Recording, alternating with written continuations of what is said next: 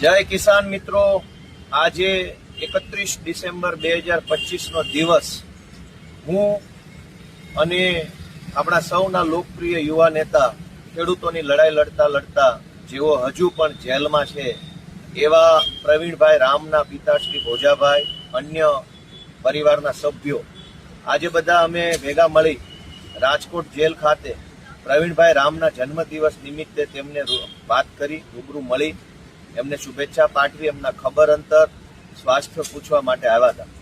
શરૂઆતમાં અમે અહીંયા મેઇન ગેટ ઉપર ફોર્મ ભર્યું, બધી વિગત આપી, તો અમને મેઇન ગેટથી જવા દીધા, ફોર્મ ભરી લીધું, સ્વીકારી લીધું, અમને વેઇટિંગમાં બેસાડ્યા. અને ત્યાર પછી જ્યારે વારો આવવાનું નક્કી થયું ત્યારે અંદરના અધિકારી એવું કીધું કે ગોપાલ ઇટાલિયાને મળવા દેવામાં નહીં આવે, અથવા તો તમને બધાને મળવા દેવામાં નહીં આવે જો તમે ગોપાલનો આગ્રહ રાખશો તો.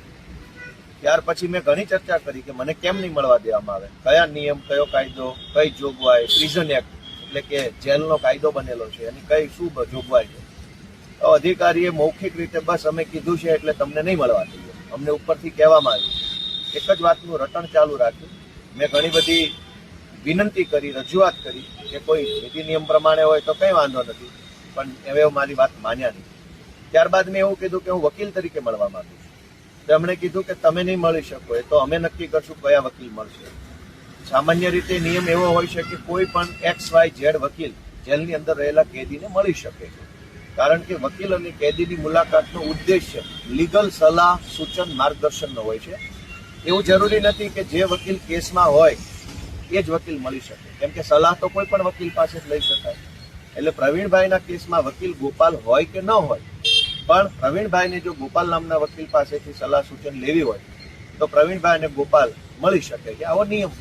પરંતુ એમાં પણ જેલના અધિકારીએ મનમાની કરી. એક બાજુ ખેડૂતોની લડાઈ લડનારા લોકો જેલમાં છે. જુનાગઢ જિલ્લા આમ આદમી પાર્ટીના પ્રમુખ હરેશભાઈ સાવલિયા અત્યારે ખેડૂતોની લડાઈ લડતા હતા તો એમના ઉપર ખોટી એટ્રોસિટી અને છેડતીની ફરિયાદ કરી જેલમાં પૂર્યા. પ્રવીણભાઈ રામ અત્યારે જેલમાં છે, રાજુભાઈ કરપડા જેલમાં છે, પણ ગુજરાતને ડ્રગ્સ વેચી અને બરબાદ કરનારા લોકો અત્યારે મહેલમાં છે, મજામાં છે, ખુશ છે. દારૂ વેચનારા, શિક્ષણ વેચનારા, આરોગ્ય વેચનારા, હલકી કક્ષાની દવા વેચનારા, કૌભાંડ કરનારા બધા જ લોકો બિંદાસ ફરે છે, પણ ખેડૂતોની લડાઈ લડનારા લોકો જેલમાં છે.